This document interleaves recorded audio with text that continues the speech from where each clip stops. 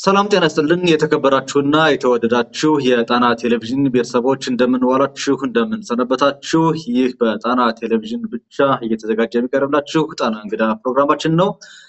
ዛሬው ጣና እንግዳ ፕሮግራማችን ተረኛ እንግዳ አድርገን የጋበዝላችሁ እንግዲህ የአማራ ፋኖ ህዝባዊ ድርጅት አፋድ በውጭ ሀገር የተቋቋመው አስተባባሪ ኮሚቴ ስራ አስፈጻሚ አባል ናቸው።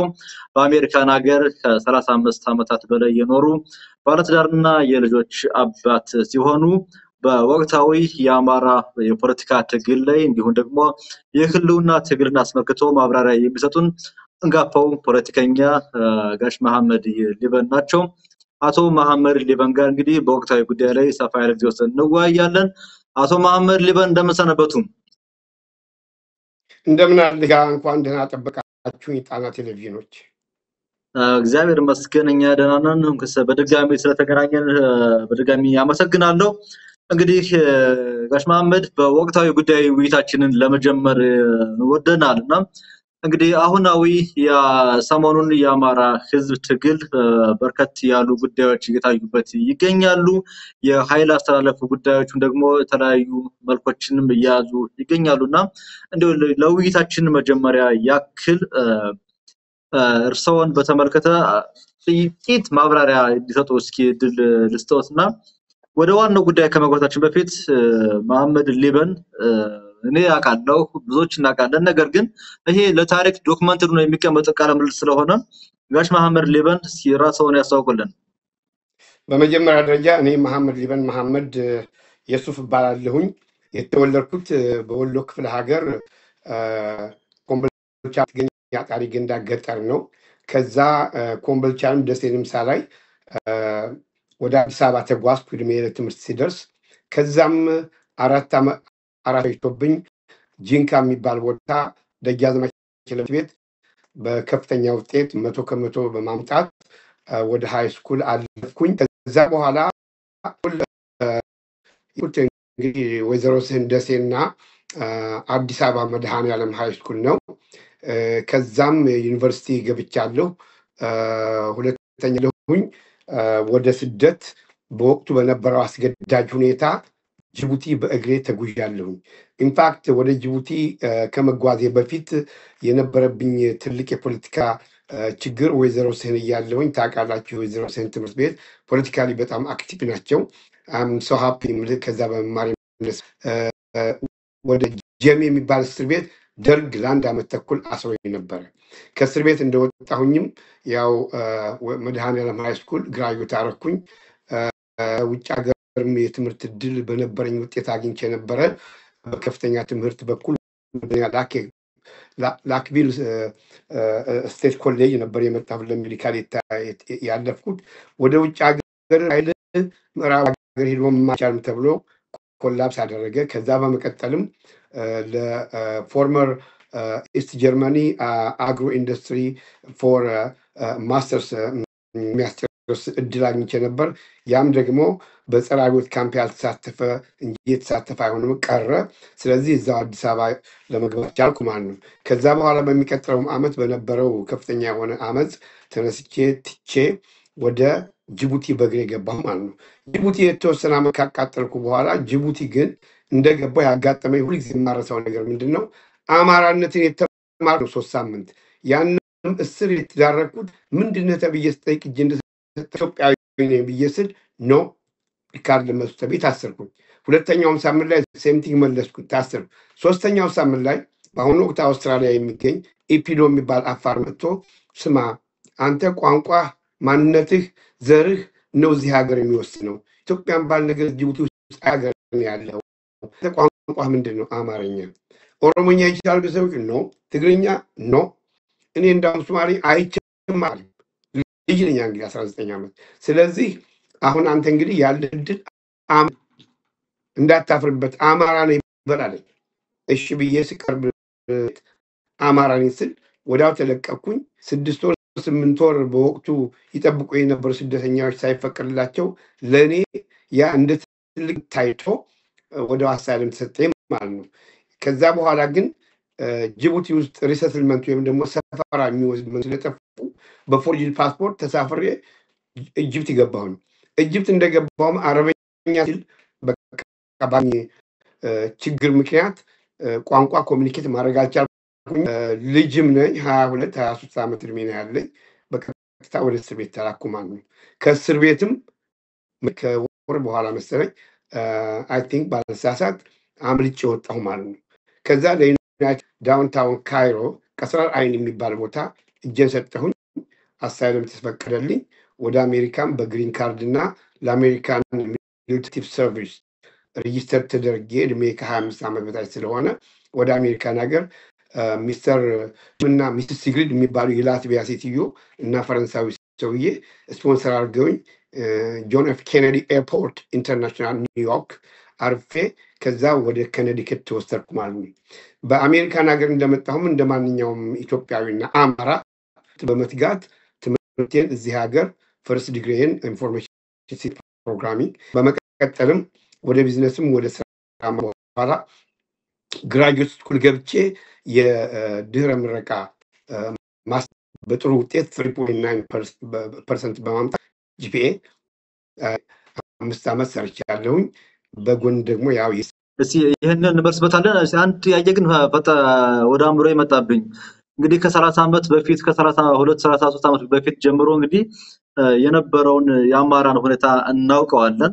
የዛን ሰዓት ግን እንዴት አማራ መሆንን በተለይ ደግሞ ብሔርተኝነት በኢትዮጵያ በጣም ባልተነሳበት ሰዓት ላይ የዛን ሰዓት ያን ጥያቄ እንዴት ጠይቁ እንደቻሉና አማራነትን እንዴት ላቀነቅኑ እንደቻሉ አታሪዎችም እንዲሁ ደግሞ ጠይቁ ሰዎችም ይሄ ሊሆን እንዴት እንደቻለ እስኪ ያብራሩልን። በመሰረቱ ያለን እኛ የምናስበው አንድ ኢትዮጵያ እንጂ ዘር ያው ቲፒኤልኤፍ ወይም ደግሞ ህወሓት የሚባልና ሻጀባሃ ወይም ኦነግ ነው እንጂ እኛ ትርጉሙን በደንብ ማይገባንም ነበር ወጣቶች ነን። ጅቡቲ ስትገባ ግን የግዴታ የውጭ ኃይሎች ኢትዮጵያ መከፋፈል ማድረጉ ባለው ብሔረሰብ ማንነት ነው የሚመዘግቡት። ያንን ስላልተረዳሁት ነው የታሰርኩት። ግን እኔ ማንነት ባቅም እስከቅጡ ላቀነቅ ነበር። ወደ አሜሪካ ከመጣሁ በኋላ ግን በአርባጉጉ በበደኖ ተከል ሰሜን ሸዋ አማራዎች ተጥለው ለቅሶ ስናይ በመለስ ዜናዊ መንግስት ጊዜ ማለት ነው ፕሮፌሰር አስራት ወልደየስ ድርጅት መላ አማራ ህዝባዊ ድርጅት ገንዘብ ለማሰባሰብና ወደ አማራ ማሰብ ከፍተኛ የሆነ ሩጫና ወከባ ነገር ጀምሮ አስራትን ማግኝቻለሁ። ደጃዝማች ነው ፍታዋሪ ነቃጥባ የሚባሉትን ማግኝቻለሁ። ኃይሉ ሻውልም ጋር ተወያይቻለሁ። ስለ አማራነት ከነሱ ከነኚህ ታላቅ ለማቀንቀን ለመማርና አማራነትና አማራ ምን መሆን እንዳለበት በዚህ መልኩ ነው። እጅግ በጣም አመሰግናለሁ ጋሽ ማንበር። እንግዲህ ሰፋ ያለ ጊዜ ምሩስ በዚህ በአማራነት ትግል ላይ ነውና አማራነት እንግዲህ እስር ቤት ነው የተማሩት በአሳዛኝ ሁኔታ። ከዛም በኋላ ያለው ሁኔታ እንግዲህ በዝርዝር የምንመለከተው ይሆናል ማለት ነው። ከታላላቅ የአማራ ታጋዮች ጋር እንግዲህ በወጣትነት ተገናኝተው ሰፊ የአማራ ኮዝ ህመሙ እንደተሰማዎት ከ35 ዓመት በላይ እንደሆነዎት እንግዲህ ምልክት ያየን ነው። ዛሬ በቀጥታ የምንወያየው ስለ አማራ ህዝብ ትግል ነው። ቀደም እየተናገርኩትና የአማራ ህዝብ የህልውና ትግል የተጀመረው እንግዲህ ኮታንኮት ያርጉልኝ የተጀመረው ያልኩት እንግዲህ የህልውና ትግል ነው በነፍጥ የተጀመረውና የህልውና ትግል ከተጀመረ አሁን 2 ዓመት ሆነው። እንግዲህ ሰኔ ሲገባ ዛሬ እርሰውና እኔ ስንገናኝ ግንቦት 23 በኋላ ነውና 2 ዓመት ሊሆነው የሳምንት ጊዜ ብቻ ነው የቀረው። በዚህ ጊዜ ውስጥ እንግዲህ በርካታ ጊዜያትን ያለፉ በርካታ ድሎች ታይተዋል። የፋኖ የትግል ውጤትም ከፍተኛ ደረጃ የታየበትን ጊዜም አሳልፈዋል። አሁን ላይ ወደ ኋላ ተመልሷል የሚሉ ወንድሞች እህቶች አሉ። እርስዎ ያለው እይታ ምንድነው? የፋኖ ትግል አሁን ላይ ትናንትና ከነበረበትና አሁን ካለበት ሁኔታ ታይቶ ወደፊት ሄዷል ማለት ይቻላል ወይስ ደግሞ ቆሟል ነው ወይስ ደግሞ ወደ ኋላ ተመልሷል ማለት ይቻላል? የአማራ ህልውና የተጀመረው በእኔ አመለካከት የታሪክ ድርሳንና መዛግብትም እንደሚያመለክቱት ከአምስት በፊት በነበረብን ከበባ እነ ልብነ ድንግል እነ ገላውዲዮስ በትጥቅ በነፍጥ የአማራን ህልውና አማራን ለማስቀረት ታግለው ትንሽ ደከም ባሉበት ወቅት ያሉት ነገር ምንድነው? ወደ አባቶቻችንና አቻችን ሀገር ወደ አማራ ሳይንት ውስጥ የሚገኝ የቤት አማራ ዋናው አስኳል ነው። አማራዎችን ያሰባሰበ የፈጠረ ነው። እንደኔ አስተሳሰብ እና ሁለተኛው አብሪ ኮከብ ከተማ በአማራ እንድትመሰረት የሚቻለውን ሁሉ መሰረታዊ መሰናዶች ለማድረግ በሚገባ ሪሰርች እያደረኩ ነው ያለው። ይሄ መሆን አለበት። ምክንያቱም ህልውናችን ቋንቋችን የተቀረጸው ቀመርንበት ግማደ ጽላቱ የሚገኝበት የክርስትና እምነታችን ዋና መሰረት ሌላውም ደግሞ እስልምና እዛው ውስጥ ቤተ አማራ ውስጥ ስለነበረ ይሄንን ነገር ለማድረግ ትልቅ ምኞት አለኝና ትግላችን ከዛ ጊዜ ጀምሮ ስንወርቅ ስንነሳ ዘመነ መሳፍንት በ17ኛው በ18ኛው ክፍለ ዘመን በመጣበት ወቅት ዛሬ የህልውና ትግል የፋኖች ገድል ሰርተዋል፣ ታሪክ ሰርተዋል፣ ቀድሰው ጸልየው ተዋግተው አገረ መንግስትን ካቆሙ በኋላ በዳር ድንበር በደቡብ በምስራቅ በምዕራብ ከእስልምናና የአረብ ጋር በመዋደድ ገድል ሰርተው ህልውናችን እናስከብረዋል። ወደ አዲሱ ወደ አመጣው ነገር በመጣበት ወቅት ልናገር የምፈልገው ከዚህ ከመውጣቴ በፊት ብሩክ የሚባል ጓደኛ አባትየው አማራ ሳይንስ ላይ ትልቅ ቤተክርስቲያን ሰርተው ባለፈው የፋኖችና ታጋዮች በነገራችን የንጉስ ሚካኤል ካብ የሚባለው ወረኢሉ ያለው እዛ አካባቢ እኔ ትውልዴ ከንጉስ ሚካኤል ጋር ይዛመዳል፣ ግንኙነት አለው። 3 ቤተክርስቲያን ከስም ጋር እና የተዛመደ ጋር ይስላለን። ብሩክ የሚባለው ጓደኛ እኔ ጋር ይገኛል። እዚህ እሱና አባቱ ከ15 ዓመት በፊት ባለፈው በአብይ አህመድ ወርጨፍጫፊና ጨካኙ ኦሮማ መንግስት ጉልላቱ በሚመታበት ወቅት እዛ ላይ የተዋደቁ እስላም የሆኑ የኔም አካሎች አሉበት። ይሄን ነገር ማስጠንቀቅ ፈልጋለሁ። በነገራችን ልናገር የምፈልገው የአማራ ህልውና ጥያቄን ለመመለስ ከዛሬ 2 ዓመት በተቀናጀና በተዋቀረ በሰለጠነ በነቃ በታጠቀ ኃይል ከጋንታ ከግለሰብ እከደከ ጀምሮ እንጂ ታፍት እንደነበር ነገር ያለው ግን የአማራ ህልውና ከተጀመረ ወደ ኋላ አልቀረም። እንደ እድገቱን ጨምሮ ጥራትና ጥልቀት ባለ ዌል ኦርጋናይዝድ በሆነ ፎርም ለመውጣት በወታደራዊ እዝ አካሄድ ከተነስተው ዛሬ ብርጌድ ሻለቃ ክፍለ ጦር ተናገው ህዝባዊ አደረጃጀት እንደ አፋድ ያለ ጠንካራ ግዙፍ ኃይል ተሮያየና ያለ ነው። ስለዚህ የበሰልና የሰፋ ትልቅ ጥንካሬ ወደ በለጠ እመርታ ሄደ እንጂ አልተዳከመም።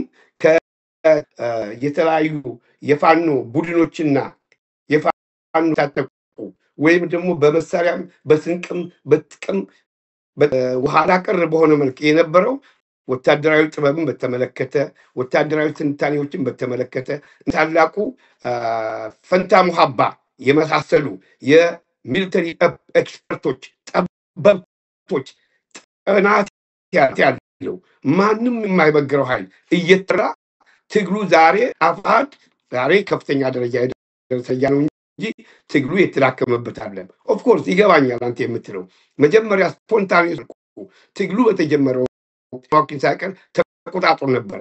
ያንን የተቆጣጠረው መረ ለመታጠቅ ነው፣ ተተኳሽ ለማግኘት ነው፣ ስንቅ የአገዛዝ ጥንካሬም ለመገዛ ሂደትና በዛ ሁኔታ አዲስ አበባ ቢገባ ይሄ ታንክ ከባድ መሳሪያዎች ድሮን ጄት ያለው በዚህ ኃይል ላይ አዲስ አበባ ገብተው በቅርቡ ነው ትግሉ ይሞት ነበር።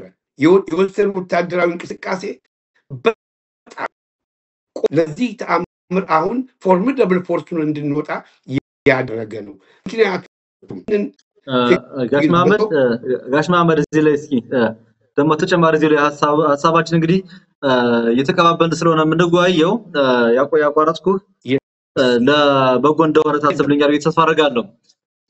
እንግዲህ ቀደም ሲል እንደነገርከን ከሆነ በርካታ የሆኑ ገፊ ምክንያቶች አማራን ለመጀመሪያ ጊዜ በታሪኩ ከፍጥረት ዓለም እስካሁን ሳድረስ እንግዲህ አማራ በፌደራል መንግስቱ ላይ ነፍጥ ያነስተው ለመጀመሪያ ጊዜ በተቀናጀ መልኩ እንደ ብሔርና ለዚህ ያበቃው ደግሞ በርካታ ገፊ ምክንያቶች ስላሉት እንደሆነ አንተም የነገርከን ነው።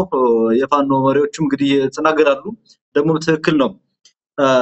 በዚህ አጭር ጊዜ ውስጥ ከፍተኛ ውጤት እንዳመጣም ተናግረ ነበር። ነገር ግን ምንም እንቅስቃሴ ባልነበረበት ወደ ተራላ ከተሞች ወደ መያዝ የደረሰበት ትግል አሁን ላይ ቆም ብሎ ራሱን እያሰበ ነው ያሉን ያሉትና ለመሆኑ ድርጅት ከተመሰረተ እንደዚህ አይነት ግዙፍ ድርጅት ከተመሰረተ እንዴት በዚህ ሰዓት ሊቆም ቻለ የሚል ጥያቄ ነው የሚነሳው። ሪሊ ቁሞ ነው ወይስ ደግሞ ወደ ኋላ አልተጎተተም ወይ የሚል ጥያቄ ነሳና አብረው ይመልሱልን። በነገራችን ላይ ስለ ሚሊተሪ ሳይንስ ስለ ሚሊተሪ ኢንተለጀንስ ማወቅና ስለ ማህበራዊ ኢንተለጀንስ ማወቅ ሁለቱ ቢዛመዱም የተለያዩ ናቸው። ሚሊተሪ ጠበብቶች እንደሚያስረዱን የጎሬላ አካሄድ ነው። ጊዜውን ተመልክተው ለማንኛውም ወይም ወታደራዊ እንቅስቃሴ ጊዜ ቦታና ሁኔታ ወሳኝ ናቸው። ኢንተለጀንስ ደግሞ ፋክተር ነው። በአጭር ጊዜ ደረሰባቸው ትጥቅ እናስፈታለን፣ ቀበቶህና የአማራን ማንነት አማራን ህልውና ተመልኩ ኦሮሞ አብይ አህመድ ጦቱ ያለ መታደግ ያሉን ከደከ ይዘው በቅጥ ሳይደራጁ ተነስተው አቅሙን ገመቱት። በየትኛውም ዓለም ላይ እንደዚህ ውስጥ እዚህ ደረጃ የደረሰ ታሪክ አለ ምትል ከሆነ ታዝዳችላለህ። በማቀው ምክንያቱም የተለያዩ የአንጎላን አይተናል፣ የኤርትራን አይተናል፣ ህወሓት ፍሬሊሞን አይተናል፣ ሞዛምቢክን ሳውዝ ዌስት አፍሪካን አይተናል፣ ዚምባብዌ አይተናል። እነኚህ በአጠቃላይ ኢቭን ሳውዝ አፍሪካ ሰምን የፈጀባቸው እኛ አሁን the verge of victory ይመርምዷል አድቀን። ስለዚህ ያ ትግል ወደ በለጠ የሆነ ፎርስና ትክክለኛ ወታደራዊ ሳይንስና ጥበብን የተካነ የበሰለ አስተማማኝ ድል ስር ነቀል ለማምጣት ይሄ ስለዚህ እንዳውም ትግሉ በተሻለ መልክ ነው ማስተው ነው። አመሰግናለሁ ጋሽ መሐመድ እየሰጡን ስላለው ሰፊ ማብራሪያ ከልብ እናመሰግናለን። እንግዲህ ቀደም ሲል የተለያዩ ሀገራትን የጎሪላ ፋይተር እነሱን ተሞክሮ እያቀረቡልን ነበር። የአንጎላውንም የተለያዩ ሻቢያን ጨምሮና እዚህ ላይ አንድ ለግንዛቤ እንዲሆን ለተመልካቾች ተጨማሪ ሀሳብ እንዲሰጡልን ጥያቄ ማቅረብ ፈለኩኝና አንድ በእናንተ እርሶ በሚኖርበት ሀገር የሚኖር አንድ ፕሮፌሰር በአማጽያን መካከል የሚደረግ የእርስ በርስ ውጊያ ለኢንከምበንት ወይ ደግሞ ስልጣን ያለው መንግስት ጥሩ ግባት ይሆነዋል የሚል ምክረ ሀሳብ ያለው መጽሐፍ ጽፏል እና ብዙ ጊዜ እኔም በተለያዩ ፕሮግራሞች አቀርባለሁ እሱ መጽሐፍና ኮንፍሊክት አመንግ ሬቤልስ የሚለውን መጽሐፍ ማለት ነው። ስለዚህ አሁን እርሰው ከሚሉኝ በተቃራኒ በአማራ ህዝብ ትግል ላይ ወደ ኋላ መጠነኛ የሆነ መጓተት ስላለ ነው ትግሉ የቆመው እንጂ እርሰው በሚሉት ነገር መልኩ አይደለም የሚሉ ሀሳቦች የሚያነሱ ወገኖች አሉ።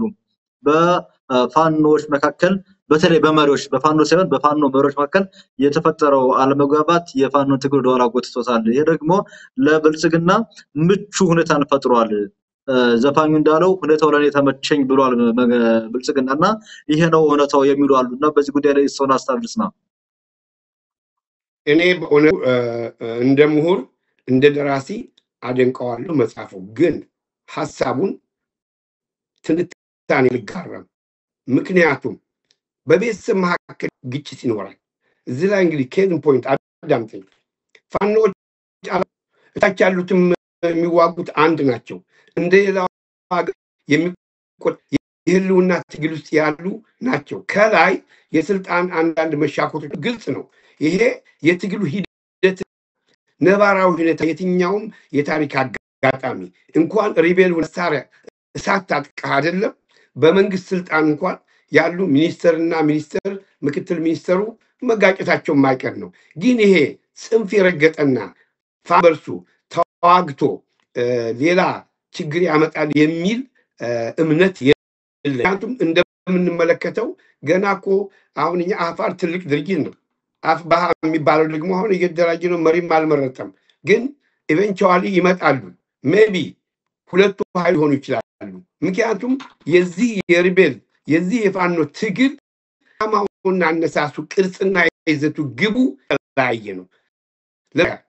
እና ጀብሃ አስመራ ቀርበው ተዋግተዋል። ቢኮዝ የተለያየ ዓላማ ስላላቸው ነው። ያኛው እስላሚክ ኤርትራያን ነው፣ ሞዴሬት ኤርትራያን ሻዕቢያ ሲያካሄድ የነበረው በወቅቱ ፒኤልኤፍና እንደዚሁ ህንፍሽ በሚል 23 አመራሮቹን በልቶ ጨርግሎ የመጣ አሁንም ለሶስት ተከፍለዋል። የአይዲዮሎጂ ልዩነት ነው። ወይን ካምሱ ፋኖ ለአማራ ህልውና ነው የሚታገለው።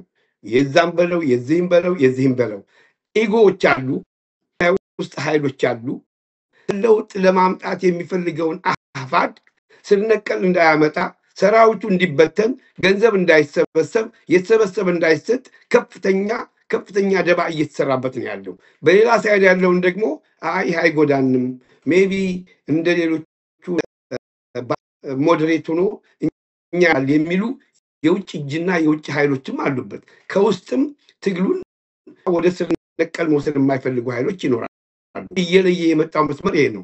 ወደድንም ጠላንም ግን እታች ያለው ፋኖ የሚዋጋው በህብረት እያጠቃን ነው። ይናበባል። መሪዎቹ አይሆፕ አልክ ተስፋለኝ በቅርቡ አንዱ ይችላሉ።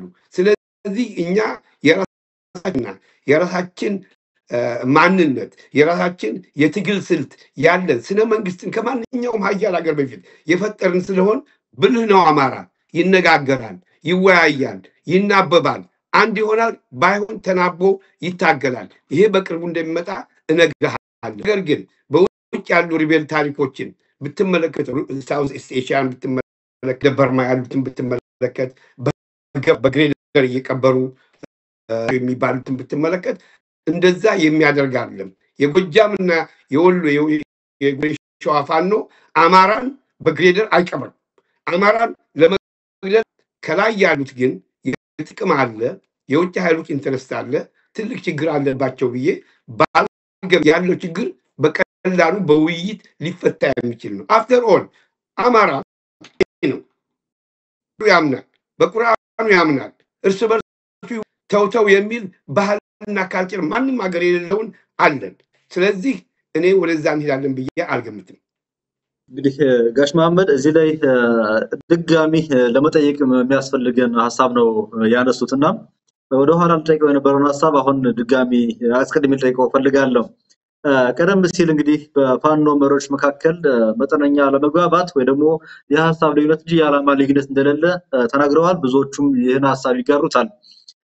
የውጭ ኃይል ተጽዕኖም እንደሌለበት በጣም ግልጽ ነው። የመሪዎች ፍላጎት እንጂ አልመጣጣም እንጂ ሌላ የባዕዳን ተልዕኮ አጀንዳ ተቀብሎ የመጣም ታጋይ ስለሌለ ታጋይ መሪም ስለሌለ በዚህ በኩል አማራ ትግሉ ሰላም ይሆናል ብዬ አስባለሁ። ብዙዎችም ተስፋ አላቸው። ነገር ግን አሁን የምንሰማቸው አንዳንድ ደስ የማይሉ ነገሮችን ማቅረብና በግልጽ ተነጋግረን ማለፍ ያለብን ነጥቦች ስላሉ ነው ጋሽ መሐመድ። የመጀመሪያውና ዋናው ነገር በሚዲያዎች በኩል አንዳንድ ኃላፊነት የማይሰማቸውን ሪፖርቶችን እያየን መተናል። ለምሳሌ በአንድ ቀጠና አንድ አባወራ የሚል በጣም ለኔ በግሌም የማይስማማኝ ዘመኑን የማይመጥን አሳሰብ ያላቸውን ንግግሮች እየተናገሩ በአንድ ቀጠና አንድ አባወራ ሌላውን ብሎ መፈረጅና እርስ በርሱን ማሳደድን በሚዲያዎች በኩል እያየን ነው። እንደነዚህ አይነት ራሳቸው ከውጭ ጣልቃ ገብነት የበለጠ ቶክሲኮች አይደሉም ወይ? ይሄ መታረም የለበትም ወይ? በመሰረቱ ጥሩ ጥያቄ ነው። እኔ በአንድ ወቅት ስቴት ዲፓርትመንት ገብቼ ነበር። ሁለት አባቶችን ይዤ፣ አንድ ሙስሊም ይዤ፣ አንድ ዶክተር ይዤ የግድ ፕሮፋይል ስለሚያስፈልግ ራሴ ልየት አድርጌያለሁ። ማኪሃል የምትባል አፍሪካን ደስክ እና ኢትዮጵያን ደስክ የሚመለከት ወርልድ ባንክ ተወካይ፣ ሌላ ለእኔ የተመደበች ሎጂስቲክ ሲዮ ክብርት ናት፣ አንበር ትባላለች። ባለበት ስብሰባ ባካሄድን ጊዜ እኔ የአማራ ህዝብ ጭፍጨፋ እየተካሄደበት ነው፣ ሳይድ የአሜሪካ መንግስት ዝም ብሎ ሊመለከት አይችልም። እንደ ናዚ ጀርመን በኮንሰንትሬሽን ካምፕ ገብቶ የአማራ ኢንተሌክቹዋል ጋዜጠኞች፣ የአማራ ምሁራኖች እየታዩ ነው፣ እየሞቱ ነው። ባለበት ቦታ በረሃ ላይ እያሰቃያቸው ነው። ይህን ስርዓት ልታስቆሙ፣ እኛ የምንፈልገው ስር ነቀል ለውጥ ነው ስላቸው ምናሉ። እኛ ደግሞ የምንፈልገው ድርድር ነው፣ ስር ነቀል ለውጥ አይሆንም አቶ መሐመድ አሉ። ስሙ አልኳቸው። ይሁዳኖችን ሂትለር ሲጨፈጭፋቸው ዝም ብላ ላይ ነው ያዳነችኋችሁ 6 ሚሊዮን ካለቀ በኋላ እኛም 87% ይሁዳዊ ነን ቤተ ይሄን ነገር እንደ ጁሽ እልቂት ልታዩት ይገባል። ለምሳሌ እኔ አደረገብኝ ጥያቄ መሰረት ዴን አስጠንቼ 75% የቤተ ግን እስላም ነኝ። ይሄን ሁሉ አሰደኋቸው። መረጃም ማስረጃም ሰጠኋቸው። መጨረሻ ምን እንዳልታውቃል you are very dangerous politician ያለችኝ። እኛ የሚያምነው በዚህ ነገር ማለት ስለፈልገው መሰለህ የውጭ ኃይሎች የሚያደርጉት ገብና የሚያደርጉት እኛ ሆነ ሴራ አለምን ነው የምነግርህ። ያዎች ከሆነ በነገራችን ላይ በውጭ ያሉት እንዳሸን የፈሉ ቲክቶከሮች፣ ዩቲዩበሮች፣ ቲቪ ያላቸው ኃይሎች ተከፋይ አሉ። ተከፋዮች የውጭ ኃይሎች እንግዲህ ሁሉ ጊዜም ቀጥታው አይደለም አድዋ ላይ አሳይተናል። ጀግንነታችን መስዋዕትነት ከፍሎ ለአፍሪካ ህዝብ ታራ ህዝብ ነው። ይሄን ህዝብ ስለሚያውቁት ይሄን ህዝብ የምናሸንፈው ፊደል ካሌንደር እምነት ቋም መንግስት ስነ መንግስት ህገ መንግስት ያለው ኃይል ማፍረስ የምንችለው ውስጡ ባሉት በመከፋፈል ነው በሚል እነሱ የውጭ ሚዲያዎችን ስትመለከተው በጣም በሚገርም ሁኔታ በሚያስፈራ ሁኔታ ነው። ወንዘል ላይ ያለው ሪያሊቲ ግን ያ አይደለም። ልንገር ያ አይደለም። የወሎ ፋኖ አብሮ እየተዋጋ ነው። ጎንደር ከጎጃም አብሮ እየተዋጋ ነው። እኔ ከነሱ ጋር እንጋለሁ። ያላቸው መግባባት ባህን ነው የሚያመጣው። በጣም ጀግኖች ናቸው። ብልህ ናቸው። ትዕግስት አላቸው። ይሰደባሉ። ብዙ ነገር ይደረግባቸዋል። አንዳንድ ሚዲያዎች አሉ ለምን እንደው አላውቅም ብቻ ይንጠለጠላሉ። አንድ ነገር ልንገርህ ይርጋ ኢትዮጵያን የሚጠሉ መሪዎች በሙሉ በመጡ ቁጥር በሰንደሟ በእምነቷ ዳር ድንበሯን ሸርሽረው በመስጠት የሚያንኳሱ ለግልና ለአጭር ጊዜ ስልጣናቸው የሚቆዩ ናቸው። ደተው ጅቡቲን ተረከብ ሲባል አጥኖ ሄዶ ፓላስ ምኒልክ የሚባለው አደባባይ ላይ የጅቡቲ ሰንደቅ ዓላማ ስለጻፈ ማለት ከምትወስድ ብሎ በፍርሃት ቀጥሎ መለስ ዜናዊ መጣ። አሰብ የኛ የተለመነ ሰጠ። ከላይ ከኤርትራ ጫፍ ጀምሮ እስከታች ያለው ራስ ዱሜራ ድረስ ራስ ዱሜራ ትልቅ ቦታና ትልቅ ደሴት ነው። ያንን ሻዕቢያ አስመራ 4 ዓመቱ እንዲወስድ ሂዶ በትግርኛ ኤርትራ ቴሌቪዥን ጣቢያ ነው። አዲስ አመቱ ደግሞ ግመል ያቀራል ያለ መሪ። በተረፈ እንደምታየው አዋቅረው አማራን ለማውደም አማራውን ነፍጠኛውን ለመደምሰስ የመጣን የሚል ህገ መንግስታዊ መዛማራ ክልል ናቸው። በኦሮሚያ ክልል ኦሮሚያ ነፃ ወጣች ነፍጠኛ ወራሪ ተባል አስበው ያማል በጣም አማራ ዳውኖ እንዲቀር የተደረገበት ምክንያት እኛ እኮ ሀብት የለንም። ሀብት ያለው እነዚህ ሰዎች ጋር ነው።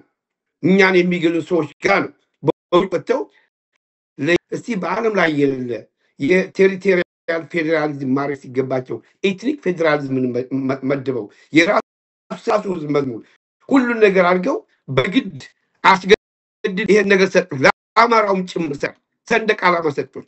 ለምን ሰንደቅ ዓላማ ታዙ የሚሉ አማራን ለማጥፋት ኢትዮጵያን ለማፍረስ ስቻል ምን አንለቅም። ይቺ የአማራምና ብሔር ብሔረሰቦችም ናት። በየቦታውን እኛ ትግላችን እየተቋጨ በሄደበት በቅርቡ አይሆን በእግዚአብሔር ፈቃድ አሸንፈን እንገባለን። ሀገር ረከብ የኢትዮጵያን ብሔር ብሔረሰቦች በአጠቃላይ ብሔር እንኳን የሚል የለም ብሔረሰቦችን በአጠቃላይ አካተን ትልቋንና የምትፈራ ፕሮስፐረሲውን ኢትዮጵያን ለማምጣት እንታገላለን። እና እኔ የምነግርህ ነገር የባህር ታፍነናል፣ ተይዘናል። የቀረችው እቺ አባይና ግድብ ነበረች። እሷን ደግሞ ወላይ አልጎዳችሁም ብሎ ይሄ ጨካኝ ኦሮሞማ ሰውዬ ለግብጽ ሸጦብናል። እና ገና መከራችን ብዙ ነው። መከራችን ብዙ ነው። ግን እንደ ፈጣሪ ፈቃድ ስልጣን ከያዝን ብልሃት ያቃል አማራ ይችላል። አማራ ይችላል። ይሄን በሙሉ እንመልሰዋለን። ኢትዮጵያ ህዝብ በአጠቃላይ የተለያዩ ብሔረሰቦች ከአማራ ጥላቻ የላቸውም። እና አንዳንድ የውጭ ትምህርት የተማሩ አቀንቃኝ ነኝ የሚሉ ኃይሎች ይህን ጥላቻ የበት አማራን በሙሉ በፍቅርና በመተሳሰብ ያስወግድ። የትኛው ፋኖ ነው ባንክ የዘረፈው? አማኝ ህዝብ የትኛው ፋኖ ነው በግድ አስገድዶ ገንዘብ አግቶ የተቀበለው? የትኛው ፋኖ ነው ከውጣ ያላገኘ በራሱ ሰብና አቅም ደረጃ የደረሰ ፎርሚደብል ፎርስ የአማራ ህዝባዊ ጅትና ሌሎቹ ጋር የሆኑ የአማራ ፋኖ ኃይሎች በቅርቡ አዲስ አበባ እንደሚገቡ ሲሉ እጅግ በጣም እናመሰግናለን። ጋሽ መሐመድ ሰፋ ያለ ማብራሪያ እየሰጡን ያለው ደግሞ መሰረታዊ ሐሳቦችን ነው ያነሷቸው። እንግዲህ መጨረሻ ላይ አንድ በጣም ቁልፍ ነገር ተናግረዋል። ባንክ ያልዘረፈ እንዲሁም ደግሞ ሴት ያልደፈረ እንግዲህ በቅርቡ አቶ ጌታቸው ረዳ እኛ ከፌደራል መንግስቱ ጋር በነበረን ውጊያ ኮምቦልቻ ላይ 4 ቢሊዮን ብር ከመንግስት ባንክ ዘርፈናል ብለው ተናግረዋል። እንግዲህ እነሱ መንግስት ሆነው መንግስትን የዘረፉ ሰዎች ባሉበት ሀገር ላይ ፋኖ ግን በጣም በከፍተኛ የረሃብ ስጋት ሆኖ እንኳን አንድም የመንግስት ሆነ የግለሰብ የንግድ ባንኮችን አንድ ብር ካዝና ሳያወጣ በታማኝነት ለህዝብ ታገል መሆኑን ተናግረዋል። ወደ ኋላ አካባቢ በዚህ የጠንካራ ዲሲፕሊን የሆነ ኃይል ለስልጣን እንደሚበቃ ሲናገሩ እኔ ደግሞ አንድ ዳውት አለኝ ስላንሳ ጋሽ መሐመድ የፋኖ ትግል ወደ ስልጣን እንዳይመጣ ወደ አሸናፊነት እንዳይመጣ ሶስት አካላት እጃቸውን ሳይታጠቡ ሙሉ በሙሉ ከነደማቸው ወደ ፋኖ ትግል ተቀላቅለዋል። ይሄ ደግሞ ለድል አያበቃንም የሚል ስጋት ያላቸው ወገኖች አሉ። ብአዴን ተከሽኖ ሳልሳዊ ብአዴን ሆኖ መጣ። ብአዴን ብልጽግና ሆኖ በሌላ በኩል ገባ። ራሱ ደግሞ ሌላው ደግሞ የአማራ ህዝብ የዘመናት ጠላትና ቀጣይ ስጋት የሆነው ህወሓት ደግሞ መልኩን ቀይሮ መጣ። እንግዲህ እነዚህ ሶስት ኃይሎች በፋኖ ትግል ውስጥ እጃቸውን አስገብተዋል ይባላልና ሪሊ ይሄን ስጋት እርሰው ይጋሩታል ወይ? የሰው ትንተና እንዴት ነው በዚህ ጉዳይ ላይ?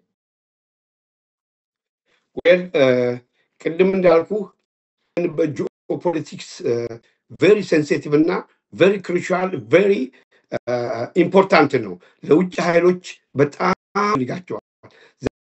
ውጭ ኃይሎች እኔ ከስቴት ዲፓርትመንት ባገኘው እንደነገርኩ ጠንካራ የሆነ ስር ነቀል ትግል የሚያካሄድ አፋን ሰራዊት ወደ አዲስ አበባ ማርች ማድረጉ መግባቱ እንደማይቀር ያውቃሉ። ስለዚህ ለማደናቀፍ ያደረጋቸውን ውጊያዎች የያዛቸውን ቦታዎች የሚሰጠውን ነገር በሙሉ ያደረጉት በማድረግ ታውቃለህ። ለህወሓት 17 ጊዜ ዩናይትድ ኔሽን ላይ ካንትሪ ተሰልፈው የትግራይ ጉዳይ የሚያራግቡ ኃይሎች አሉ። ሪሊ ትግራይ ነፃ ኢንዲፔንደንት አገር ናት። ከኢትዮጵያ ተገንጥላለች። በዩናይትድ ኔሽን መቀመጫ አላት። ጠላቶቻችን የቱን ያክል እንደ ለዚህ ነው የውጭ ኃይሎች እጅ አለ የምልህ። ወልቃይትን ምዕራብ ትግራይ ራያን ትግራይ ልክ እንደ ኤምባሲዎችና አምባሳደሮች ጭምር መቀሌ ተጉዘው ተወያይተው ይመጣሉ። አገዛዙ ጋር የተቆራኘ ኦሮሚያ የሚደረግ ጥረት እንዳለ ግልጽ ነው። በግልጽ መነጋገር አለብን። ለዚህ ነው ትግሉም የከበደብን እንጂ እስካሁን ገንጥለን እንገባ ነበረ። አንተ እንዳልከው የውጭ ኃይሎች ሱዳን ብትለው ከፍተኛ ሆነ ህወሓት ሳልሳዊ ብአዴን በአጠቃላይ በእኛ ትግል ላይ ገብተው ትግሉን ለማኮላሸት የተሰለፉ የውጭ አክተሮች ናቸው። ገንዘቡም አክሰሱም $100 ላኩልኝ ብሎ በቆሎ በልቶ የሚያድር ፋኖ ተዋጊ አይደለም ያላቸው። ሁሉም ነው የምታየው፣ አለባበሳቸው ታያል። የእኛ ፋኖ ሪል ፋኖ ነው። ተጎሳቅለው ነው። ታላቁ እስክንድር ነጋን አይተዋል። ምን ጥላሸት እነ ኮሎኔል ናቸው። የደከመ የከሳ ፊት ነው ያላቸው። እነ ተመልከታቸው። ሌሎችም በአጠቃላይ የጎንደር ራስ ደረጃ የምትመለከታቸው ያ ነው። ግን እንወጣዋለን፣ ምክንያቱም ይችላል። ስለዚህ እነኚህ የውጭ ኃይሎች መሞከራቸው እንደሚሞክሩ እናውቃለን። ኢንፋክት ኢትስ ናት አፕሮፕሪየት ቱ ስም መጥቀስም አስፈላጊ አይደለም፣ ምክንያቱም ትግላችንን ስለሚጎዳ። እኛ ሁሉም ፋኖ ቢቻላቸው በቅርብ ይሆናሉ፣ ባይቻላቸው ተናበው አዲስ አበባ ይገባሉ። ምን ከዚህ አንፃር ነው። ያለ ትግልማ ያለ መከራ መሰናክል ባይኖርማ ትግሉም ይሄን ያህል ምንም አያስፈልግም ነበር። ስለዚህ ደረጃ ተዋርዶ ለአማራ አንድ መሆን ያቃተው የፋኖ ኃይል ካለ በእውነቱ እኔ አማራ ዲኤንኤው መጣራት አለበት። በጋሽ መሐመድ እዚህ ላይ አንድ መሰረታዊ ሀሳብ ሲያነሱ ስለነበር ነው ለመግባት የሞከርኩት ፈለኩት ማለት ይቅርታ።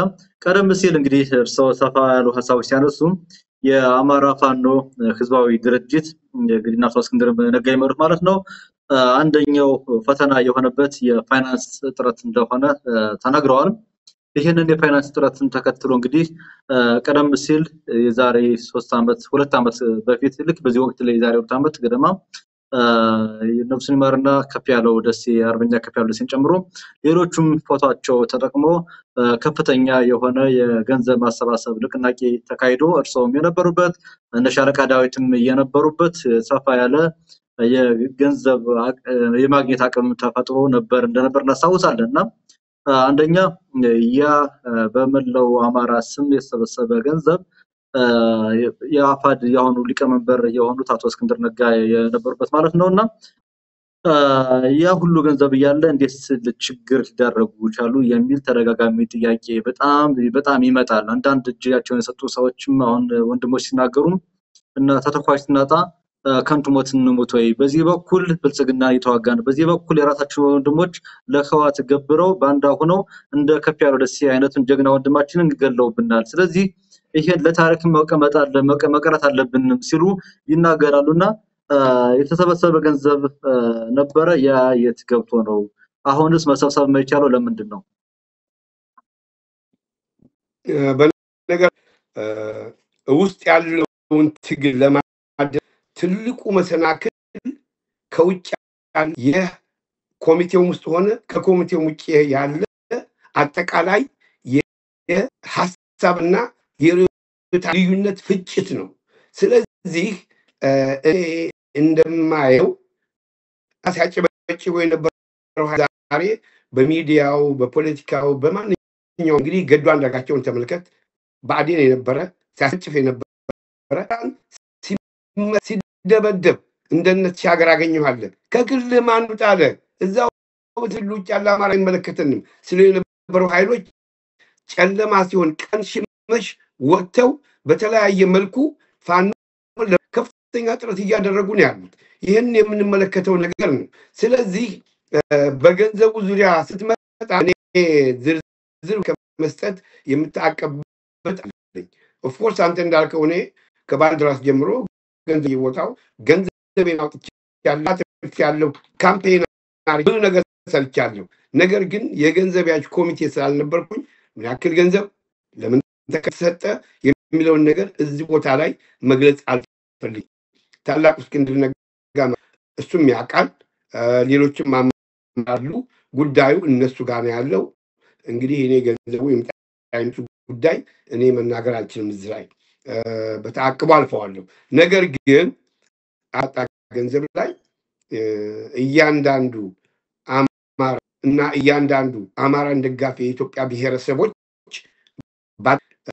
ገንዘብ አስተዋጽኦ ቢያደርጉልን ትግሉን በወራቶች በወር ማጠናቀቅ ይቻላል ብዬ ምክንያት ያለ ገንዘብ ያለ ተተኳሽ ያለ ፋሻ ያለ ዳቦ ወይም ደግሞ ቆለጠብሶ ገዝቶ መብሊያ ጥሬ ቆርጥሞ መብሊያ መዋጋት ስለማይቻል ገንዘብ እንዲያዋጡ እናደርጋለን። ግን ባለው የውስጥ ትግል እስካሁን ድረስ ገንዘብ ሊሰባሰብ አልቻለም። ያን ገንዘብ ለማሰባሰብ እታች ያሉት ኃይሎችም ከፍተኛ ግፊት ያደርጋሉ። እነሱም መከራ ነው የገቡት። ስለዚህ ችግራችንን በውስጥ ያለውን እንደጨረስን ሁሉም የኮሚቴ አባሎች ለቦታ የተከፈልን አንድ ሆነን ገንዘብ እናሰባስባለን ብዬ ተስፋ አደርጋለሁ። አይ ሆፕ ዊል ዱ ኢት ሶ። እጅግ በጣም አመሰግናለሁ ጋሽ መሐመድ። እንግዲህ አሁንም ቀደም ሲል ካነሱ ጥያቄ ላይ ሐሳብ ላይ ጥያቄ ላንሳ። አንደኛው መሰረታዊ ነገር የሳልሳዊ ብአዴን ህወሓትና ያሁኑ ደግሞ በእነ አረጋ ከበደ የሚመራው ብአዴን እሱም እንዳቅሙ ፋኖች ላይ እጁን ማስገባቱን እየተናገርን ነበርና እርስዎ በቀደም ሲል በነበረው ማብራሪያዎች ላይ አቶ ገዱን በተመለከተ ይህን ህዝብ ያስጨፈጨፈ የህዝብ ደም እጁ በህዝብ ደም የተነከረ ሰው ግራ ሲገባው ሲጨላለምበት መጥቶ ወደ ትግል ገባ የሚል ሐሳብ ተናግረዋልና ቀደም ሲል እንግዲህ እርሶ ጨምሮ አንዳንድ ወንድሞችና እህቶች አንድ የስብሰባ አዳራሽ ላይ ተገኝታችሁ ነበረ። አቶ ገዱን በዛ ቦታ ላይ ተገኝተው ነበርና በዛ ቦታ ላይ የአቶ ገዱና የእርሶ ያሉበት ውይይት መገኘት ብዙ ሐሳቦች እንዲነሱ ተደርጓል። አቶ ገዱ በትውልድ አካባቢ ሰዎችን እየመለመለ ለዚህ ለራሱ ዓላማ እየጠለፈ ነው የሚል ሐሳብ ተነስቷልና እውን እዛ ቦታ የተገኙት የሳልሳዊ ብአዴንን ተልዕኮ ተቀብለው ነው ወይ? ለምን ተገኙ? እርሶ በዚህ ጉዳይ በደንብ መጠየቅ ስላለበት ነው ጠይቀውትና እስኪ እሱን ግልጽ አድርገውልኝ ሄዱ። በጣም ደስ ይለኛል ስለጠየቄ። ምክንያቱም የሆኑ የአማራ ኃይሎች ክሊር የሆነ አለባቸው። በመጀመሪያ ደረጃ እኔ የወሎ በነበርኩበት ጊዜ እዚህ ተወካይ እንደመሆኔ በዛን ወቅት አፋሕድ ውስጥ አልገባሁኝም፣ አልተመረጥኩኝም። የወሎ ሁለቱን ፋኖዎች አንድ እናድርግ። ስለዚህ ጋሽ መሐመድ ኮሎኔልም ስለሚያውቁት ተጽዕኖም ስለሚፈጥሩ እኛም ደግሞ እነ ሄኖክ እነ ድርሳን የመሳሰሉት ተጽዕኖ እንፈጥራለን እና ባለፈውም ሁለቱን እንዲዋሃዱ ጥረት አድርጋችሁ ተለያይተዋል አሁን እና ስብሰባ ሽምግልና ስለምናገኙ የሚል ጥያቄ ሲመጣ ከድርጅቴ ጋር በመካከል የበላይ አለቃ የሚባል ተነጋግረን ሁለታችንም እዛ ስብሰባ ይሄን ነገሮች በሙሉ ማጥናት እንዳለብን ለድርጅት ስራና ተልእኮ ገብቻለሁ። ይሄ ግልጽ ነው። እዛን ወቅት እዛ ገብቼ ደግሞ ሞር ዴፕስ ያለው ኢንፎርሜሽን የሚመሰረተውን ኦርጋናይዜሽናል ስትራክቸር ዶክመንት ለማግኘት ከፍተኛ የሆነ በሚቀጥለው ስብሰባ እንደማገኝ ቶቶልኝ እዛ ገባሁ። እኔ ቁጭ ባልኩበት ወንድሜ ኤርን ቅረጽ አልኩት፣ አስቀረጥኩት፣ እዛው ተገኘሁ። በዚህ ላይ ስብሰባው ሲካሄድ እኛ ገዱ እንደሚመጣ መጀመሪያ ደረጃ ኢንፎርሜሽን አልነበረንም፣ ለርቅ በሚል ነበር። አሁን እኔን እዛ ቦታ ላይ የወሰነ ሰው ጀርመን ሀገር ነው የሚገኘው። ገባሁኝ፣ አዳራሽ አለ። እዛ ስብሰባ እኔም የተናገርኩትን ሰምተዋል። ከዛ በኋላ ያገኘሁትን መረጃ እንደ አንድ የፖለቲካ ድርጅት አባልና ደህንነት አሰራር ለድርጅቴ ሪፖርት አድርጌያለሁ። ድርጅቴም ሁለተኛውንም ስብሰባ እንዲከታተል እንዳውም አዞኝ ነበር። ነገር ግን ከስብሰባው የተቀረጸውን ዶክመንት ውጭ በመውጣቱ ሁለተኛው ስብሰባ ላይ እንዲገኝ፣ ስለዚህ በዛው ተቋረጠ ማለት ነው። እኔ ሳልሳዊ ወያ ዘመዶችን 7 ዘመዶችን ወለጋ ላይ ያረደ ሁሉንም አማራ ቱ ዛት ፖይንት ያረደ እንዴት አድርጌ ነው ከባዴን ጋር የምሰራው? I have never participated ኢትዮጵያ ውስጥ ባሉ ፖለቲካ ድርጅቶች ከመንግስት በምንም መንገድ አንድ ቤት እንኳን አልገዛሁኝም በመለስ ዜናዊ ጊዜ። አሁንም ቢሆን አብይ አህመድን የምታገል ሰው ነኝ። ስለዚህ እንዴት አድርጌ ነው ብአዴን ጋር የምሄደው? ብአዴን እኮ በብልጽግና የተሰለቀቀ እናረጋ ከበደ ስንት ነው የተለዋወጡት መሪ በሙሉ እነ ብርሃኑ ጁላ እዛ እኮ ባህር ዳር ነው የሚያመሹት የሚውሉት የሚከርሙት። እና I think this is wrong perception እና ዳይቨርትድ የሆነ አመለካከት በኔ ላይ ለማድረግ የተሞከረው ኮሚቴ ነበረን። የሀሳብ ልዩነት ከኔ ጋር የሄደው ግለሰብ ያንን ኢሹ በሶስተኛ ሰው እንዲቀርብ አድርጎ የኛም ኮሚቴ አንደኛ ድርጅታዊ ሚስጥር ነው እዚህ ያመጣ ኮሚቴ ላይ፣ ሁለተኛ ደረጃ ከታች ባደረግነው ማጣራት እዚህም በተሰጠረት አቶ መሐመድ መሸለም የሚገባቸው ናቸው። ጠላት ካምፕስ ገብቶ ኢንፎርሜሽን ማውጣት የሚችል ማን ነው የሚል ብዙ ዶክተሮች ብዙ ምሁራኖች ይሄን ነገር ማን ነው አፕሪሺየት አድርገውኛል። ሶ እኔ ቢቻለኝ ወደፊትም ከቻልኩ አንድ ቦታ ካስገቡኝ ለድርጅቴና ለሀገሬ ለአማራ ህልውና ስል መንጥፌ መውጣቴ የማይቀር ነገር ነው። አመሰግናለሁ። መጨረሻውን ቃል ወርጃታለሁ። ጋሽ መሐመድ መንጥፌ ይወጣል ብትለዋን ቃል በጣም ወርጃታለሁ እና እንደዛ ነው ፈገግ ያሰኘኝ። በነገራችን ላይ እርሶን ወደዛ ቦታ እንድገባ ግብዣ አደረግልኝ ያሉትን ወዳጆትን ምናልባትም ሌላ ሰው ካልሆነ በስተቀር እኔም ስለማውቀው ቀደም ሲልም እንግዲህ ጥሩ ያልሆነ የፖለቲካል ኬረር ያለው ሰው ስለነበረ እንደነዚህ አይነት ሰዎች ብዙ ጊዜ ሰዎችን እየወሰዱ የእንትን ማለት ማጋለጥና የማሳጣት ልምድ ስላላቸው እንደዚህ አይነት ሰዎችን ለማስታወስ ያክል ነው። ለማንኛውም አንድ ግልጽ የማደርግልህ ነገር አለ ከማለፍ በፊት እኔ ወሎ በኮሚቴ ደረጃ የሚሰሩ ሰዎች ናቸው ኮንታክት ያደርጉኝ። ጋሽ መሐመድ እንዲህ የሚባል ሰው አለ ከሱ ጋር ተነጋግሮ የሚሰራ ነው ብለው በእነሱ ሪኮመንዴሽን ነው እንጂ ማላውቀው ሰው አልነበርኩኝም። አንድ በሁለተኛ ደረጃ እኔ እዛ ቦታ ላይ ገብቼ ለአፋድ የሚጠቅም ስራ ለወሎ እዝ የሚጠቅም ስራ ለመስራት ነው እንጂ እንደተባለው የማላውቀው ሰው መጥቶ እኔን ወስዶ ሚስሊድ አድርጎኝ ለመፈጸም በሚፈልጉት መልክ ማለት ፈልጌ ነው። እጅግ በጣም አመሰግናለሁ ጋሽ መሐመድ። እንግዲህ ሰፋ ያለ ጊዜ ወስደን እየተወያየን ያለነው ለአማራ ህዝብ ይጠቅማል ወይ ደግሞ ትግሉን ወደፊት ያፈጥናል በሚለው ሐሳቦች የመፍትሄ ሐሳቦች ላይ ነው እንግዲህ እየተወያየን ያለነውና በእኔ በኩል አንድ የመጨረሻ ጥያቄ ላቅርብ። ይሄኛው ጥያቄ ሁለት ዘውጎች ይኖሩታል። በደንብ ተከታትለውኝ ሁለቱንም አንድ ላይ እንዲመልሱልኝ እፈልጋለሁ። እንግዲህ የአማራ ህዝብ የህልውና ትግል በስኬትና ባጠረ ጊዜ በድል እንዲጠናቀቅ ምን መደረግ አለበት ብለው ያስባሉ? የመጀመሪያው ጥያቄ ይሄ ነው። ሌላኛው ጥያቄ እንግዲህ ትግሉ ወደፊት እንዲጠናከር የመሪዎች ሚና ወሳኝ እንደሆነ ይታወቃልና የአማራ ህዝብ የህልውና ትግል መሪዎች ለኔ የድርጅት አጥር የለኝም በግሌ አፋድም አፋባም ሁለቱም የአይዲዮሎጂ ልዩነት የሌላቸው ናቸው ብዬ አስባለሁ። የመሪዎች የፍላጎት ጉዳይ ነው ብዬ ነው ማስበውና ከየትኛውም ሰው የወከለውትን የጎጃም ህዝብ ወክለው በአፋድም ሊናገሩ ይችላሉ፣ ሌላኛውንም ሊናገሩ ይችላሉ፣ እንደ ሁሉንም ሊሆን እንደፈለጉ ይችላሉ። ነገር ግን እንዲያው አጠቃላይ እንዲያው ሲባል የአማራ ህዝብ ትግል የህልውና ትግል መሪዎች ከነሱ ምን እስካሁን ምን ስኬት አይተዋል፣ ምን ይጠበቅባቸዋል ትግሉን ለማፍጠን የሚለውን ጥያቄ አንድ ላይ ቢመልሱልኝ። በጣም ወሳኝ ጥያቄ ነው። ይሄ ድርጅት አፋድም ሆነ አፋብኃ ለኔ ሁለቱም እንዳንተው አንድ ናቸው። ነገ አንድ እንደሚሆኑ አልጠራጠርም። ሁለቱም ለአማራ ህልውና ነው የሚታገሉት። የዓላማ ልዩነት የለም። በፊት ሲራገብ መነሻችን አማራ፣ መዳረሻችን አማራ፣ መነሻችን አማራ ኢትዮጵያ የሚለው ነገር ትንሽ ዲቪዥን ፈጥሮ ነበር። አሁን አፋብኃዎችም ስመለከታቸው አማራ መዳረሻችን ኢትዮጵያ የሚል አጀንዳ ነው ያላቸው። ስለዚህ በአጀንዳ ሁለት አመራሮች አሉ። እነኚህ አመራሮች አይ ሆፕ በአጭር ጊዜ ውስጥ ከ13 መሪነት አመርጦ ከአፋድ ጋር ከፍተኛ የሆነ ውህደት ያደርጋሉ የሚል እምነት አለኝ። ስለዚህ እነኚህ አንድ ከሆኑ አራት ነገሮች ሳካት አለባቸው። ሶሊዲፋይድ ሊሆን ጥራት ያለው አንድ የሆነ ውህድ አመራር ቢፈጥሩ በሳምንታት ውስጥ ያልቃል። ምክንያቱም ገንዘብ መዋጮ፣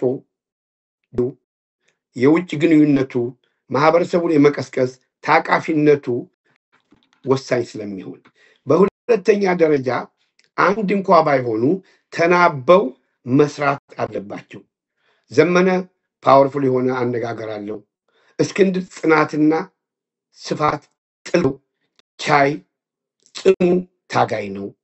ሌሎችም በየመልካቸው የተለያየ ችሎታው ኃይሎች ናቸው፣ አሸናፊዎች ናቸው። ቤኔፊቱም ለነሱ ነው። አንድ በሌላ መልኩ የገንዘብ ለማግኘት ይረዳል ብያለሁ። በሌላ መልኩ ከአሁን በፊት ያልተሞከሩ ነገሮች ከጎረቤት ሀገርም ሆነ ከሩቅ ሀገሮች ከፍተኛ የሆነ ግንኙነት መፍጠርና የአጠቃላይ የወታደራዊ በእርዳታ መልክ ማግኘት አለባቸው። እስከ ፈንድሬዝ ማግኘት አለ። በ10 ብርና በ20 ብር መዋጮ ትግሉ በአጭር ጊዜ ውስጥ ሊገባደድ አይችልም፣ ምንም እንኳ ማሸነፋችን ቢሆን። ምክንያቱም አማራ ይችላል፣ አድርጎታል። ካሁን በፊትም ለምሳሌ ኮሪያ ላይ በነበረው ጦርነት፣ ኮንጎ ላይ በነበረው ጦርነት በመሳሰሉ ቦታዎች የአማራ ኤሊት ፎርስ ኮሪያ ሂዶ 7 ደቂቃ በሰሜን ኮሪያ ተይዞ የነበረ ምሽግ አስለቅቆ ለጀነራል አይዘንሃወር ለአሜሪካን ፕሬዚዳንት ያስረከበ ኃይል ነው። አማራ ይችላል ብለው ዝም ብዬ ከመሬት ተነስቻለሁ። ይህን ታሪክ ድርሳናቶችን በማንበብ ማግኘት ይቻላል። በየትኛውም ሰላም አስከባሪነት ሲሄድ የኢትዮጵያ መከላከያ ወይም ደግሞ አማራዊ ናቸው ብዙዎቹ፣ ጠበብት ሊቆች ናቸው። ስለዚህ ይህንን ማሸነፍ ስለሚችሉ ከነኚህ ከመሳሰሉ የቅርብና የሩቆቻችን እርዳታ መጠየቅና ዲፕሎማሲ ስራ መሰራት አለበት። ይቅርታ አድርግልኝና አፋድም ሆነ ሌሎቹ በዲፕሎማሲ ስራ ምንም የሰራነው ስራ የለም። ስመለከት ነው ህወሓት ትላንትና በጠቅላላ የአማራን ወንጀልና ኃጢአቶች በወሎ ህዝብ ላይ አራግፎ ሄደ። ሲኦል ገብተን ሂሳብ አውራርዶብን ሄደ ድርጅት ዛሬ ተመልሶ ከሱ ጋር ተሰለፋለህ? እኔ አይዳውት ድርጅትም የሚሰለፋል ብዬ አላምነው። ሌላው ነገር ሁልጊዜም ቋሚ ወዳጅና ቋሚ ጠላት የለም፣ ያለው ኢንተረስት ነው። this is Americans interest ብለው ነው አሜሪካኖች የሚነሱት። ስለዚህ እኛም ለሁሉም ነገር የእኛን ጥቅም የአማራን ህልውና የሚያስከብር ታላቅ ኢትዮጵያን እምነቷ ኦርቶዶክስ እምነት የተከበረበትን እስልምና ነባሩና የተከበረበትን በራሱ መተማመን የሚችለው ጠንካራው ህዝባችን መሪ ስላጣ ነው። አሁን ግን ታላላቅ መሪዎች አሁን በኋላ ለማንም እግረኛው የአድማ በታኝ የምትለው ሚሊሺያ የምትለው በሆዱ ያደረ ያልገባው ያልነቃ ነው። እኛ ልናነቃው ልናስተምረው ይገባል። እኛ ስራችንን ይሰራል አልሰራንም ገና ብዙ ብንሰራ እኮ ይሄ ሰፊ የአማራ ህምር ይሰራል። ፎርሚደብል ፎርስ ሆኖ አካባቢውን ስታብላይዝ ማድረግ የሚችል ነው። ስለዚህ አንደኛ ቅድም እንዳልኩ ያን ሁለተኛው ደረጃ ከውጭ ኃይሎች ጋር ሲሆን መተባበርና ዲፕሎማሲና ፋይናንስ የወታደራዊ ግብአቶችን ማግኘት አለብን። ካደረግን አንደኛ በቂ ፎርሚደብል ፎርስ አለን፣ ትጥቅ በቅጡ አለን፣ ተተኳሽና የመሳሰሉ ከባድ መሳሪያዎችን ማግኘት ከቻለ ሰንጥቆ ይገባል። መስዋዕት እየከፈሉ ነው። እንደነራስ ደረጀ በላይ ስንት ከበባ ሰብረው የወጡ ጀግኖች የጎንደር ጀግናዎች እኮ አሉ። ጎንደር ብዙ መስዋዕትነት ከፍሏል፣ ብዙ ጀግኖችን ከብሯል። ከፍ ያለው እንዴ ውባንተ ናሁ ስናይ ሌተና ኮሎኔል ታደሰ ሸቴ ኧረ ስንቱ ልዘርዝርልህ። ስንት መከራ ስንት ስማቸው ፋኖዎች ሞተዋል። እነኚህ እያንዳንዱ ፋኖ ለአማራ ህልውና የቆመ ነው። እስኪ በቆሎ እናውጣ። እኔም አንድ ቀስቅሶኝ ነው የምታገለው፣ በፍላጎቴ ነው። ልክ እንደ እያንዳንዱ አማራ ካንተ ጀምሮ በሚዲያዎች ያላችሁ ካምፔን ማድረግና አለ ከፈለክ በሚቀጥለው ከኢንተርቪው አስተሃለሁኝ የአፋድ ሂሳብ ቁጥር ክፍል አለ። በዚህ በካሻፕ አስገቡልን ገንዘብ፣ እኛ እንረዳቸዋለን። ያለፈው የተገኘ ገንዘብ 5 ሳንቲም ሰጥተናል። እኛ ከኪሳችን እየሰጠን ነው። ብዙ እየደከምን ነው። እባካችሁ ኢንተርቪው የምትመለከቱ የጠቅላላ የአማራ ደጋፊዎች ለምንድነው ገንዘብ ማዋጣት የማንችለው? ምንድነው ዓላማችን? ምንድነው ሞቲቫችን? መብላቸው ይታገሉ ነው። ሌሎችም እየተነሱ ነው። አዝናታችሁታል። 25% ከደሞ 75% ብድር ቤት ታገኛላችሁ። ግራ ተጋብቶ ከላይ ታች እያለ ነው። ምክንያቱም ሆድና ጥቅም ስለሆነ ሰውን የሚገዛ ረሃብ ስለሆነ ገንዘቡ ውድ ስለሆነ ምንም ነገር ስለማይገዛ እባካችሁ አማራዎች፣ እኔ ኢትዮጵያ ገብቼ ስልጣን ለማግኘት ወይም ደግሞ ለመኖርም አልፈልግም። አማራ ህዝብ ብቻ ነፃ ይሄን ነው የምለው። እኔ ጥሩ ሀገር ነው ያለሁት። እንዴ በጥይት ግደሉን እባካችሁ፣ ቢላዋ አትግደሉን። እየተመረጠ የሚገደልበት ሁኔታ ምርጫ አስጡኝ የሚልበት ደረጃ ደርሰን ለእያንዳንዱ አማራ ሸም ነው። ይሄን ገንዘብ አወጣ ሲባል ይበሉታል። ይበላ በቃ ነው ነው። ይሄን ነው ማድረግ ያለበት። እያንዳንዱ ሰው ማዋጣት አለበት። እንዴ እስኪ እንጠብቀው። ይሄ በጣም ያሳዝናል። እንዴ እንደ በርማ ሮሃንካ ሰዎች በገፍ ከነ ህይወታቸው በግሬድ እንደተቀበሉ እኛም ተቀብረናል።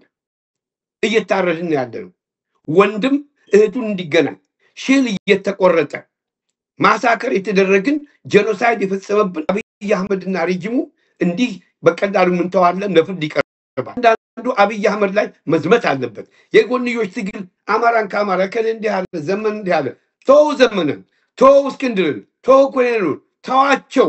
እነሱ እኮ ናቸው ይሄን ትግል እየመሩ ያሉት። እንዴ ጠላትን ከመታገል አንጻር መራወጥ ሲገባን በእነኚህ ሰዎች ላይ እኔ ማንም አመራር ውስጥ ያለው የውጭ ኮሚቴ ነገር ግን ዘመነ ሲለነካው ዳመኝ ይገባል። እነኚህን ሰዎች ወደ አንድ አምጥተን ትግሉን መቋጨት አለብን። እንደ በሰለ ፖለቲካል አካሄድ መሄድ ካለብን ይሄ ነው መንገዳችን። ካልሆነ ደግሞ ኦኬ እነሱም በሚያምኑበት ይሄዱ፣ መጨረሻ አዲስ አበባ ይገናኙ። እኛን የሚጠብቁ አሉ።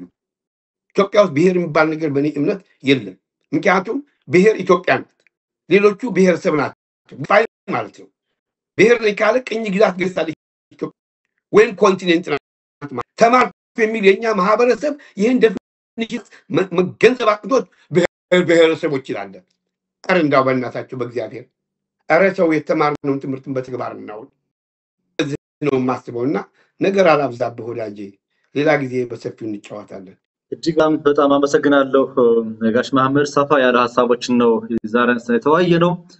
ደሞም ይሄ ጉዳይ የአማራ ህዝብ የህልውና ትግል በድል እስከሚጠናቀቅ ድረስ የወሰነን የወጣን ሰዎች በሙያችን፣ በአቅማችን፣ በገንዘባችን በሁሉም ነገር ትግላችን ስለምናስቀጥል ይሄ ውይይታችን በተጨማሪም እርሶና እኔ ብቻ ሳንሆን ሌሎች ሰዎችንም አካተን ውይይት የምንጀምርበት ፕሮግራም ፕላትፎርም አለን። የጣና እንግዳ እንግዲህ እርሶን ብቻ አይደለም ሌሎች ሰዎችንም ይዘው ይቀርባል። ተጨማሪ ሀሳቦችንና ሌሎች መልእክቶችን ይዘው እንገናኛለን። ስለሰጡን ማብራሪያ ከልብ አመሰግናለሁ። እግዚአብሔር ይስጥልን ጋሽ መሐመድ። አመሰግናለሁ። እግዚአብሔር ይስጥልኝ። አላህ ይስጥልኝ። ለተሰጠኝ የጣና ሚዲያን ብዬ አመሰግናለሁኝ። ይልመድባችሁ፣ በርቱ። በሚዲያዎች ተከታዮች መደናገጥ የለባችሁም። ሀቁን ዘንድ የተከበራችሁና የተወደዳችሁ የጣና ቴሌቪዥን ቤተሰቦች ጣና እንግዳ የተከታተላችሁትን ይመስል ነበር። የዛሬ እንግዳችን የነበሩትን ጋሽ መሐመድ ይመርን ከልብ እናመሰግናለን። እናንተም አብራችሁ ስለቆያችሁ ከልብ እያመሰግን በዚሁ እንሰናበታለን። ጤና ይስጥልን።